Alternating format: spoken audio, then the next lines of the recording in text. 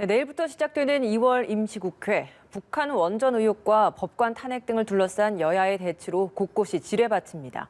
국회 취재기자 연결해 보겠습니다. 방현덕 기자, 정부가 북한에 원전을 지어주려고 했다라는 야당의 의혹 제기 점점 전국의 핵심 쟁점으로 떠오르고 있는 것 같은데요. 네, 이번 의혹을 문재인 정부의 이적 행위로 규정한 국민의힘은 오늘도 파상 공세를 폈습니다.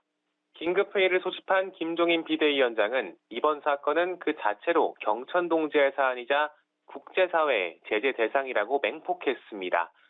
또 북한 원전 건설이 남북 정상회담 성사에 대한 보답으로 추진된 것 아니냐며 문재인 대통령이 직접 진실을 밝히지 않으면 국정조사가 불가피하다고 주장했습니다. 국민의힘은 언론 보도를 토대로 2018년 2차 남북 정상회담 당시 문 대통령이 도보다리 회담에서 발전소 얘기를 꺼냈고 또 발전소 관련 내용이 담긴 신경제 구상 자료 등을 USB에 담아 건넸다고 주장하고 있습니다.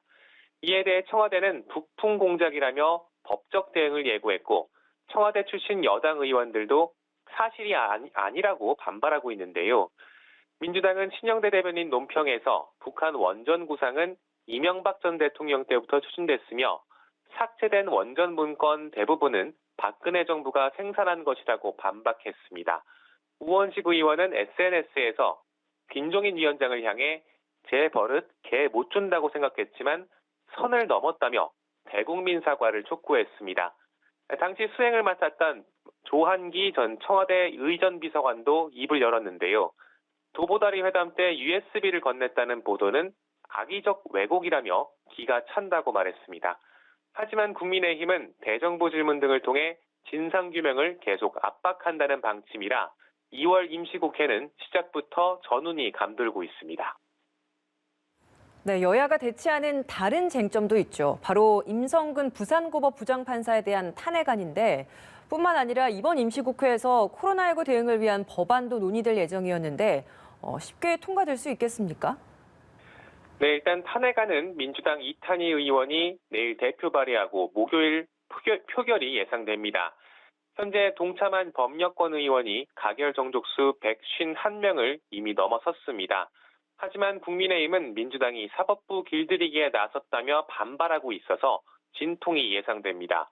민주당은 영업손실보상법, 협력이익공유법, 사회연대기금법 이렇게 상생연대 3법도 임시국회 통과를 예고했는데요. 이 역시 국민의힘이 선거용 포퓰리즘이자 재정 건전성 악화가 우려된다며 제동을 걸고 있어서 순조로운 통과는 쉽지 않아 보입니다.